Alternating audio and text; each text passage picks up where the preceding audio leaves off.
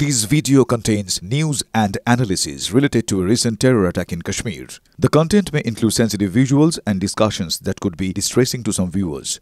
Viewer discretion is advised. We strongly condemn all forms of violence and terrorism.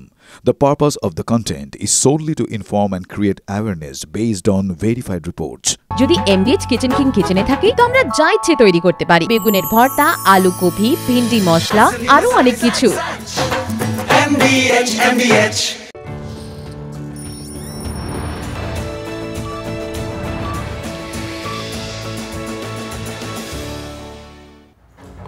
বিকেল ৫টা শুরু করছি আজকের পাঁচ কথা মানে এখনো পর্যন্ত যা যা ঘটে গেছে তার মধ্যে থেকে ঝাড়াই বাছাই করে সেরা খবর আর তার চুলচেরা বিশ্লেষণ। আজ শুরুতেই অবশ্যই নজর পেহেলগাঁওয়ের ঘটনার দিকে।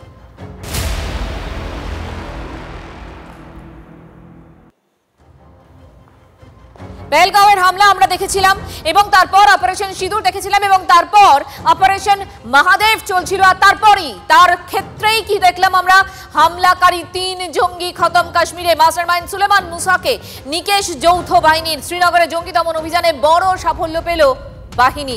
বৈশারণে হামলাকারী আবু হামজা ইয়াসের গুলিযুদ্ধে খতম। সেনা, সিআরপিএফ, পুলিশের যৌথ অভিযান অপারেশন মহাদেবে বড় সাফল্য। এই মুহূর্তে সর্বশেষ কি তথ্য পাচ্ছি আমরা? শান্ত ভট্টাচার্য আমাদের সঙ্গে রয়েছেন, আমাদের প্রতিনিধি শান্ত। দেখো, অপারেশন সিঁদুরের পর বলা চলে অপারেশন মহাদেব ভারতীয় সেনার কাছে অন্যতম বড় সাফল্য, যেটা ইতিমধ্যে ভারতীয় সেনা সূত্রে জানা গিয়েছে যে পহেলগাম ঘটনার মাস্টার মাইন্ড সুলেমান মুসা নিকেশ হয়েছে। একই সঙ্গে তারও আরো 2 সঙ্গী নিকেশ হয়েছে। তবে ইতিমধ্যে যেটা যাচ্ছে ভারতীয় সেনা সূত্রে আরো 2 জন জঙ্গি লুকিয়ে রয়েছে, যেখানে সকালে যেখান থেকে এনকাউন্টার চলছিল সেখান থেকে তারা উত্তর পূর্ব কোণে লুকিয়ে সেখান থেকে সেনার দিকে লক্ষ্য করে গুলি করছে। ভারতীয় সেনা কিন্তু পাল্টা জবাব দিচ্ছে। এনকাউন্টারে ইতিমধ্যে আরো 2 জন জঙ্গি গুলিবিদ্ধ হয়েছে, যেটা জানা যাচ্ছে ভারতীয় সেনা সূত্রে যে সেই 2 জন গুলিবিদ্ধ জঙ্গিকে তাদের সঙ্গীরা অন্য শেল্টারে নিয়ে গিয়েছে। ইতিমধ্যে ভারতীয় সেনা সার্চ অপারেশন চলছে, এমনকি এটা রাত পর্যন্ত চলবে এবং যে 2 জন জঙ্গি লুকিয়ে রয়েছে তাদেরকেও নিকেশ করা হবে বলে ভারতীয় সেনা সূত্রের খবর। ইতিমধ্যে ভারতীয় সেনার বিশেষ বাহিনী এমনকি সিআরপিএফ এবং জম্মু কাশ্মীরের বিশেষ ফোর্স তারা কিন্তু গোটা জঙ্গল জুড়ে সার্চিং অপারেশন চালাচ্ছে, যেহেতু অত্যন্ত এখানেই তোমার কাছে প্রশ্ন যে এই যে সার্চিং অপারেশন এবং সেটা গত কয়েক সপ্তাহ 14 সপ্তাহ ধরে চলছিল এবং অত্যন্ত ঘন জঙ্গল, সেরকম একটা জায়গায় এই অপারেশন চালিয়ে যাওয়াটাই চ্যালেঞ্জিং। সেই জায়গাটা যদি একটু আমাদেরকে বলো কিভাবে চলছিল এই অপারেশন, এখনো পর্যন্ত আমরা সেনা সূত্রে কি জানতে পারছি? দেখো, মূলত যেটা ভারতীয় সেনা সূত্রে খবর, 3টি পদ্ধতিতে এই সার্চিং অপারেশন এবং গোটা প্ল্যানটি সব কষা হয়েছিল। 1, জম্মু কাশ্মীরের পুলিশের তরফে সোর্সগুলোর যে বিভিন্ন তথ্য আসছিল সেগুলোকে সংগ্রহ করা হয়েছিল। 2, সিআরপিএফ সীমান্ত এবং আশপাশের এলাকা জুড়ে টানা তল্লাশি চালিয়েছে এবং ভারতীয় সেনার তরফে যেটা হয়েছে সেটা হচ্ছে ড্রোন দিয়ে তল্লাশি চালানো হয়েছে এই ফরেস্ট এরিয়ায়, যে ফরেস্ট এলাকা অত্যন্ত প্রত্যন্ত বলে এবং এটা অত্যন্ত গভীর বলে ভারতীয় সেনা সূত্রে জানানো হয়েছে। এবং সেখান থেকে সোর্স মাধ্যম খবর আসে গতকাল রাতে জঙ্গি বেশ কয়েকজন জঙ্গি এই ফরেস্টে এসে লুকিয়ে রয়েছে এবং তারা বৈঠক করছে, নতুন কোনো পরিকল্পনা ছক করছে। সেই মতো সেনাবাহিনীর কাছে গতকাল রাতে খবর আসে এবং আজ ভোর রাত থেকেই অপারেশনের জন্য পুরো জঙ্গল ঘিরে ফেলা হয়। আজ সকালে তারা গুলি চালাতে শুরু করে জঙ্গিরা যে আস্তানায় লুকিয়েছিল, পাল্টা জঙ্গিদের তরফ থেকে গুলি উড়ে আসতে শুরু করে ভারতীয় সেনাদের দিকে। যদিও ভারতীয় সেনারা সাফল্য পেয়েছে, কারণ যেভাবে জঙ্গলটা চারপাশে ঘিরে নিয়েছিল তাতে জঙ্গিরা পালাতে পারেনি। 3 জন জঙ্গি নিকেশ, যার মধ্যে সুলেমান মুসা ছিল। 2 জন উত্তর পূর্ব দিকে লুকিয়ে গিয়েছে, তাদের খোঁজে তল্লাশি চলছে। তবে আরো 2 জঙ্গি এখনো পর্যন্ত তল্লাশি চলছে এবং 3 জঙ্গিকে খতম করা হয়েছে, যার মধ্যে সুলেমান মুসা রয়েছে। পেহেলগাঁও হামলার মূলত যে মূল মাস্টারমাইন্ড ছিল সেই সুলেমান মুসাকে নিকেশ করেছে ভারতীয় সেনা। ওমর আব্দুল্লাহ কি বলছেন এই ঘটনার পর, এই অপারেশনের সাফল্যের পর? শুনবো। जिस दिन से पहलगाम का हमला हुआ 22 अप्रैल से, उस दिन से आज तक हमारे फोर्सेस जो हैं, चाहे पुलिस हो, चाहे पैरामिलिट्री हो, चाहे आर्मी हो, इनके पीछे हम लगे रहें। अगर आज इनमें से एक भी जो है एनकाउंटर में मारा गया तो अच्छी बात है। আমরা কথা বলেছিলাম প্রাক্তন এনএসজি কর্তা দীপাঞ্জন চক্রবর্তীর সঙ্গে, আমরা কথা বলেছিলাম স্ট্র্যাটেজিক এক্সপার্ট শুভাশিস ব্যানার্জির সঙ্গে। এটা প্রমাণ করে একটা কন্টিনিউয়াস ইন্টেলিজেন্স প্রসেস চলছিল, যেখান থেকে আমরা আস্তে আস্তে ক্লোজ ডাউন ইন্ডিয়ান আর্মি করে, এবং ক্লোজ ডাউন করার পরে অপারেশনাল ফোর্সরা, অপারেটিভসরা সেখানে গিয়ে আজকে ডেটে এই নিউট্রালাইজেশনের প্রসেসটা চালানো হয়।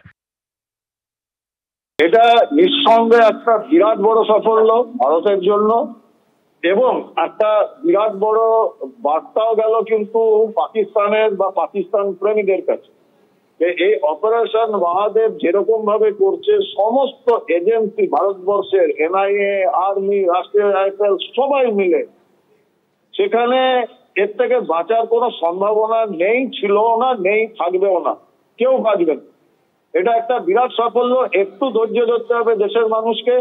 আমাদের প্রধানমন্ত্রী এত সহজে পাকিস্তানের সন্ত্রাসবাদীদের ছেড়ে দেবে না যে আমাদের ভারতের মাটিতে ভারতবাসীদের ধর্ম দেখে মেরে তারা ফিরে যাবে আর শান্তিতে পৃথিবীতে থাকবে। কারো চাপে অপারেশন সিঁদুর স্থগিত হয়নি, অনুরোধ করেছিল পাকিস্তানি। লোকসভায় আলোচনায় ট্রাম্পের মধ্যস্থতার দাবি খারিজ প্রতিরক্ষা মন্ত্রী। পাকিস্তান কিছু করলে ফের অপারেশন হবে বলে হুঁশিয়ারি রাজনাথ সিং এর।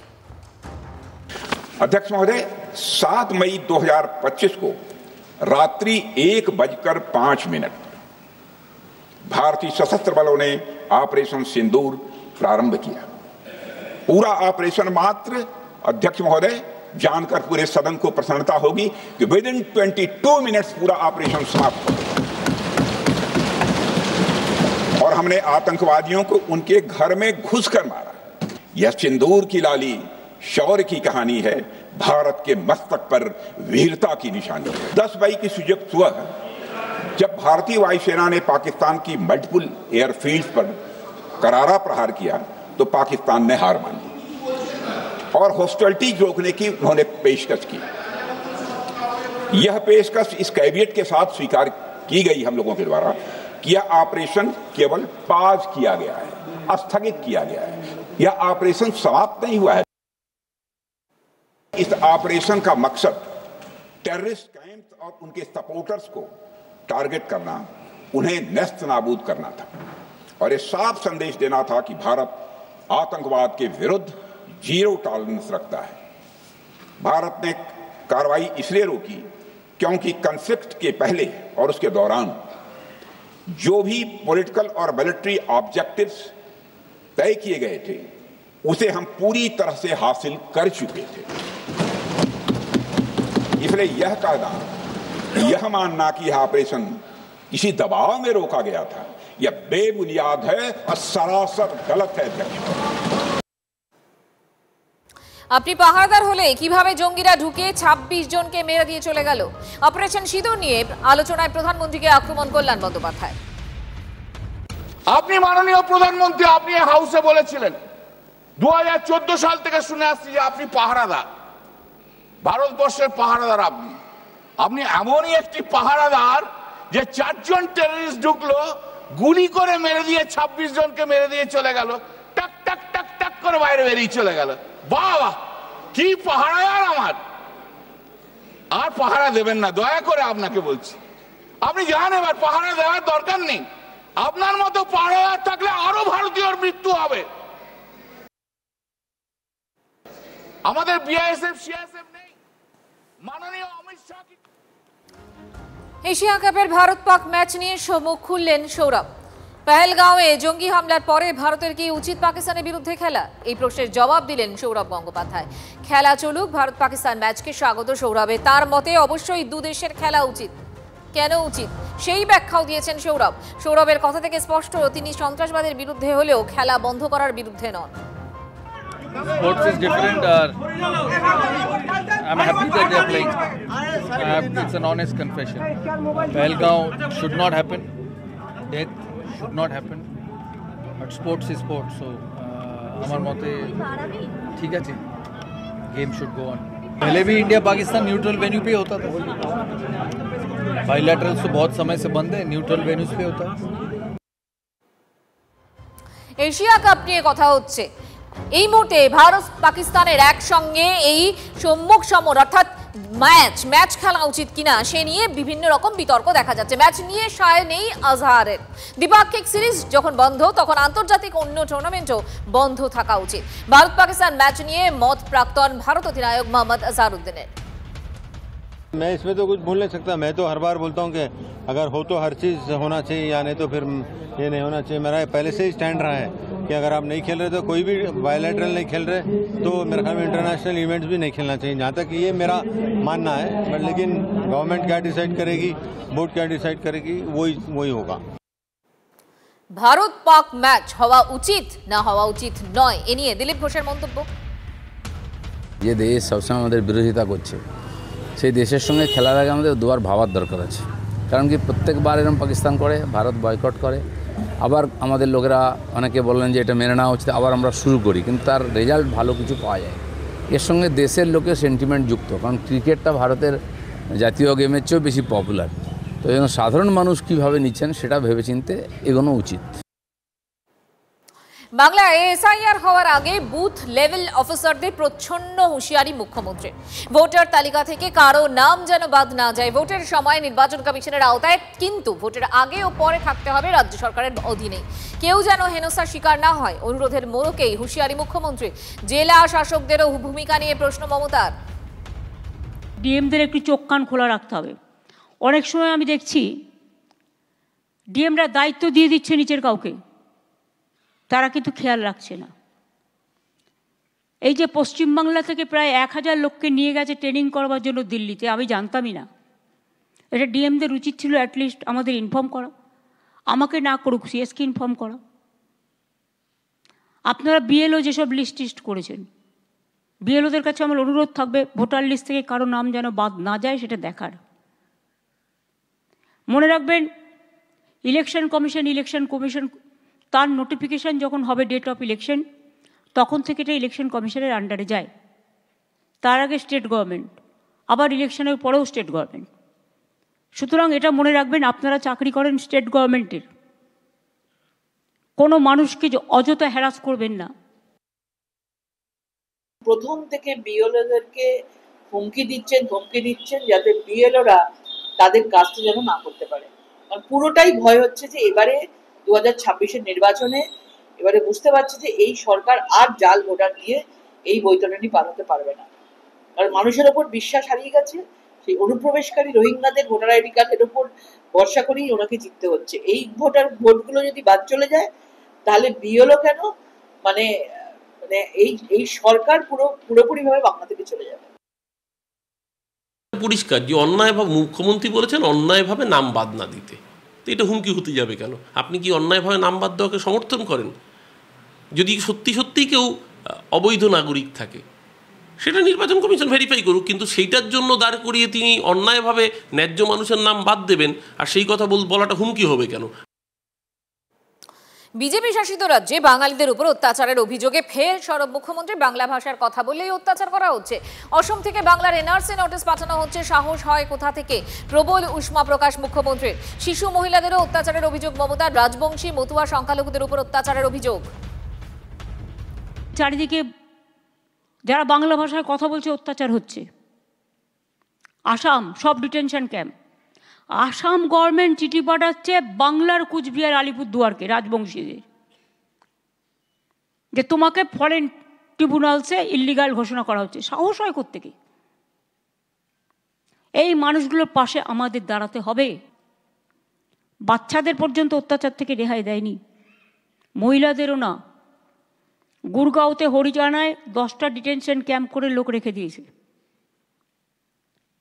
আসাম, রাজস্থান, মধ্যপ্রদেশ, ইউপি, দিল্লি, গুজরাট, মহারাষ্ট্রে একজনকে কাগজে দেখলাম কুচি কুচি করে খুন করেছে, করে বস্তার মধ্যে রেখে দিয়েছে। এটা কখনো মানা যায় না। রাজবংশীদের উপর অত্যাচার হচ্ছে, মতুয়াদের ওপর হচ্ছে। তপশিলি নিম্ন শীল পরিবার তাকেও চিঠি দিয়েছে। সংখ্যালঘুরা তো আছেই, এটা ওদের আইডেন্টিফাইড ব্যাটল। বাংলা ভাষা আর বাঙালি আর রোহিঙ্গা অনুপ্রবেশকারীকে তিনি একদম মিশিয়ে দিয়েছেন, যাতে কেউ কিছু বুঝতে না পারে। উল্টে এইভাবে নতুন করে একটা ফেক বিপ্লব তৈরি করার চেষ্টা করছেন, এটা লাভপ্রদ হবে না। বাংলার বাইরে বাঙালিরা যারা নাগরিক আছে, ভারতীয় নাগরিক রয়েছেন, বাঙালিরা, বাংলাভাষীরা অনেক সুরক্ষিত আছেন আমরা দেখি, এবং তারা অনেক কখনো ভাবেই না যে এই বাংলায়, এই তৃণমূলের বাংলা যতক্ষণ সরকার আছে, এই সরকারের আমলে কখনো আমরা বাংলায় ফিরবো। রাজ্যের 22 লক্ষ পরিযায়ী শ্রমিককে ফেরানোর নির্দেশ মুখ্যমন্ত্রীর। সাংসদ সামিরুল ইসলাম এবং মন্ত্রী মলয় ঘটককে প্রকল্প তৈরির নির্দেশ। দালালের কথা শুনে বাংলার বাইরে যাওয়ার দরকার নেই, অত্যাচার হলে কেউ দেখে না, থাকার জায়গা না থাকলে ক্যাম্প করে দেব, স্বাস্থ্যসাথী কার্ড ও জব কার্ড করে দেওয়ার আশ্বাস মুখ্যমন্ত্রীর। আমাদের 22 লাখ পরিযায়ী শ্রমিক আছে, আমি সামিরুলকে বলবো, ও যেহেতু এই কমিটির চেয়ারম্যান আছে আর মলয় আছে, দুজনে মিলে বসে সিএসের সাথে কাল পরশুই বসে একটা স্কিম তৈরি করো, ওদের ফিরিয়ে আনো। আমার দরকার নেই বাংলার বাইরে গিয়ে কিছু দালালের কথা শুনে যখন অত্যাচার হয় তখন তারা থাকে না, পালিয়ে যায়। একটা স্কিম তৈরি করা হোক, যেটা হচ্ছে যারা আসতে চায় তাদের ফিরিয়ে আনার ব্যবস্থা আমরা করব। আমরা কারো কাছে ভিক্ষে চাইব না। 2 হচ্ছে তারা ফিরে এলে তাদের নিশ্চয়ই এখানে থাকার জায়গা আছে, না থাকলে আমরা ক্যাম্প করে দেবো। তাদের রেশন কার্ড যাতে রেশনটা পায়, স্বাস্থ্যসাথী কার্ড ইমিডিয়েট ক্যাম্প করে দেবে। আর হচ্ছে তাদের আমরা কর্মশ্রী যে জব কার্ড হোল্ডার আছে, ইমিডিয়েট জব কার্ড হোল্ডারে সব কটাকে ঢোকাবো যাতে তারা কাজ পায়। কোথায় কাজ, কোথায় ইন্ডাস্ট্রি, কোথায় শিল্প, তারা কেন গেছে একবারও ভেবেছেন? কোভিডের সময় 50 লক্ষ শ্রমিক বাংলার বাইরে ছিল, তারা এখানে ফিরে এসেছিল, তখন আমরা আসল চিত্রটা দেখতে পেয়েছিলাম যে বাংলার সবচেয়ে বেশি পরিযায়ী শ্রমিক রয়েছে সেখানে। আজকে যে ফিরিয়ে আনার কথা বলছেন, ফিরিয়ে আনে খাবে কি? তাদেরও কি আবার বিনা পয়সায় ভাতা দেওয়ার চেষ্টা করবেন নাকি? ভোট অব্দি ভাতা দিয়ে তারপর ভোটের সময় আবার তাদেরকে খালি হাতে ছেড়ে দেবে? বিজেপি শাসিত রাজ্যে বাঙালি হেনস্থানে সুর চড়ালেন অভিষেক। বাংলায় হেরে বাঙালিদের পেটে টান দিয়ে শিক্ষা দিতে চাইছে বিজেপি। আরো কঠোর শিক্ষার জন্য তৈরি থাকুন, বিজেপিকে চ্যালেঞ্জ ছুড়ে তোপ তৃণমূলের সর্বভারতীয় সাধারণ সম্পাদকের। আমরা মাথা নত করবো না। আর গুজরাট, মধ্যপ্রদেশ, রাজস্থান, মহারাষ্ট্রে যে ঘটনা ঘটছে আমরা বাংলায়ও ঘটাতে পারি, কিন্তু এটা আমাদের শিক্ষা নয়। বাংলায় অনেক অবাঙালিরা থাকে, আমরা মনে করি তাদেরও একই অধিকার রয়েছে এই মাটির উপর। আমরা কেন বিভাজনের রাজনীতি করব?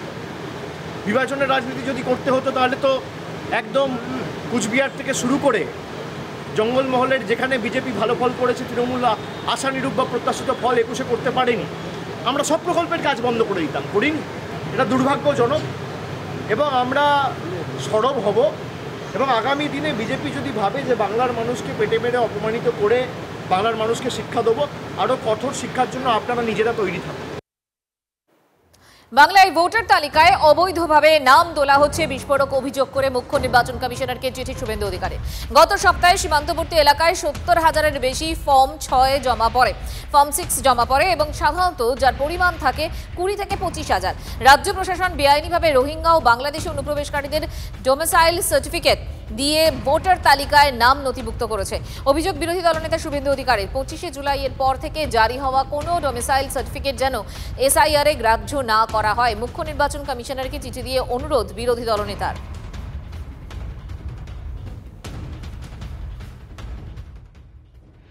অধিকারী নিজেই যদি নির্বাচন কমিশন হয়ে যায় তাহলে আর কি করে হবে? আমাদের বক্তব্যটাই তাই তো, নির্বাচন কমিশন আর কিছুই না, একটা বিজেপি অফিস থেকে যা বলে দেওয়া হচ্ছে তাই করা হচ্ছে। শুভেন্দু অধিকারী জানে যে সব ভোটার যদি থাকে ওর জেতার কোনোদিন জীবনের চান্স নাও পারবে না। ওদের বক্তব্য হচ্ছে বিজেপি তা যা লিস্ট দেবে সেই সব নামগুলো ভোটার লিস্টে রাখতে হবে, তার বাইরে কোনো নাম রাখা চলবে না। ও তো একই পলিসি। কী করবেন? জীবনে তো কিছু হলো না, মানুষের কাছে গ্রহণযোগ্যতাও নেই, অপদার্থ একখানা। তার আজকে এই হবে। দিদির আশীর্বাদে এইসব অপদার্থ লোকগুলো ক্যাবিনেটের মন্ত্রী হয়েছে, কিন্তু এগুলো তো ক্যাবিনেটের মন্ত্রী হওয়ার যোগ্য নয়, অপদার্থ, একটা অপদার্থ। ভাষা আন্দোলনের মঞ্চ থেকে রাজ্যের বিজেপি নেতা ও জনপ্রতিনিধিদের গৃহবন্দী করার হুঁশিয়ারি। বিতর্কে জড়ালেন তৃণমূলের জয়পুর ব্লক সভাপতি কৌশিক বটব্যাল। গতকাল বাঁকুড়ার জয়পুরে ভাষা আন্দোলনের মঞ্চে বক্তব্য রাখতে গিয়ে বিজেপি নেতাদের ব্যারিকেড করে গৃহবন্দী করে রাখার হুঁশিয়ারি দেন ব্লক সভাপতি কৌশিক বটব্যাল। আর পরে নিজের বক্তব্যের সমর্থনে সাফাইও দেন ব্লক সভাপতি। মানুষ বিজেপি নেতাদের গণতান্ত্রিক পদ্ধতিতে গৃহবন্দী করে রাখবে, সাফাই কৌশিক বটব্যালের। তার এই হুঁশিয়ারিকে পাল্টা চ্যালেঞ্জ জানিয়েছে বিজেপিও। পারলে করে দেখাক পাল্টা চ্যালেঞ্জ বিজেপি। আমরা কিছুদিনের মধ্যেই যদি কোন রকম অত্যাচারের খবর আমরা পাই, আপনাদের ঘর থেকে বেরোনো বন্ধ, আমরা ব্যারিকেড করে দেবো। ঘর থেকে কোনো বাজারে বেরিয়ে আসতে পারবেন না। এইটা আমরা করব, এটা করে দেখাবো। তা শুনে রাখুন, এই পশ্চিম বাংলা থেকে বিজেপির 12 জন এমপি এখনো পার্লামেন্টে গেছে, কিছু বিধায়ক আছে। আগামী দিনে বাংলা বাঙালির উপর যদি কোনো অত্যাচার বিজেপি শাসিত রাজ্যে হয়, এখানে এদের গৃহবন্দী করে আমরা রেখে দেব। এটাই আমাদের চ্যালেঞ্জ। করে দেখাক, আমরা তো অনেক বাজার গরম করে কথা এনারা বলেন। আমার কথা হচ্ছে যে করে দেখাক। তবে হ্যাঁ, যদি কোনো জায়গায় কোনো ভুল ত্রুটি মতো বশত কোনো বাঙালির উপরে কোনো জায়গাতে কোনো রকম মানে অত্যাচার হয়ে থাকে, তাহলে সেটাতে আমরাও আমার প্রচেষ্টা থাকবে আমাদের যেন আগামী দিনে জিনিস না হয়। তবে এদের ব্যাপারটা, এরা শুধুমাত্র বাজার গরম করার কথা, এরা কারোর নয়, এরা কোনো মানুষেরই না। হুগলির মগরায় বিজেপির কন্যা সুরক্ষা যাত্রা নেতৃত্বে বিরোধী দলনেতা শুভেন্দু অধিকারী। সরাসরি আপনাদেরকে এই মুহূর্তে নিয়ে চলে যাব হুগলির মগরায়। ছবি দেখাচ্ছি আপনাদের বিজেপির কন্যা সুরক্ষা যাত্রা, নেতৃত্বে বিরোধী দলনেতা শুভেন্দু অধিকারী।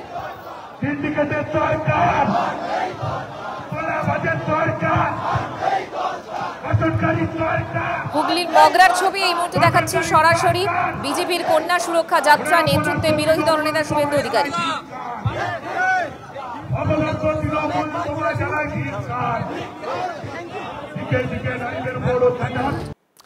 নবান্নের সামনে থেকে আন্দোলন এবং এই মুহূর্তে দাঁড়িয়ে আন্দোলন প্রত্যাহার করল সংগ্রামী যৌথ মঞ্চ। এর পাশাপাশি অন্যান্য মঞ্চের আন্দোলনকারীরাও আন্দোলন স্থগিত রাখলেন।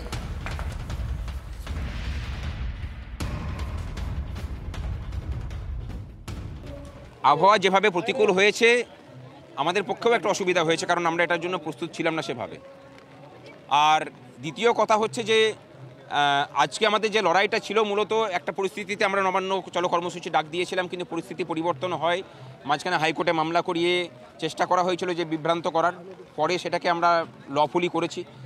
প্রশাসনের প্রচুর প্রতিবন্ধকতা ছিল, মানে একদম উচ্চ মহল থেকে যাতে কোনো আন্দোলন ভবিষ্যতে করতে না পারে তার জন্য ধমকানি চমকানির বিভিন্ন রকম প্রচেষ্টা ছিল, সেগুলোকে ভাঙা গেছে।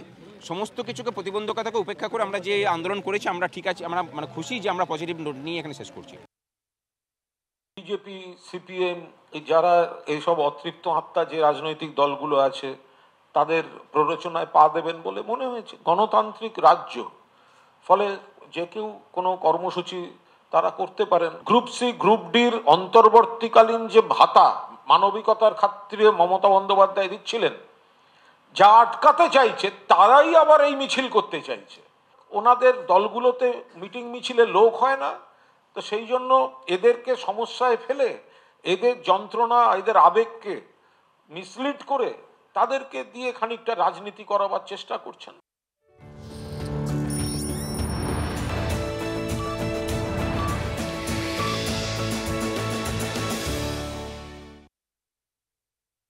MDH চানা মশলা, এখন ছোলা হোক বা বরবটি দানা, সাদা চানা হোক বা কালো, সব রান্নাই হবে অসাধারণ।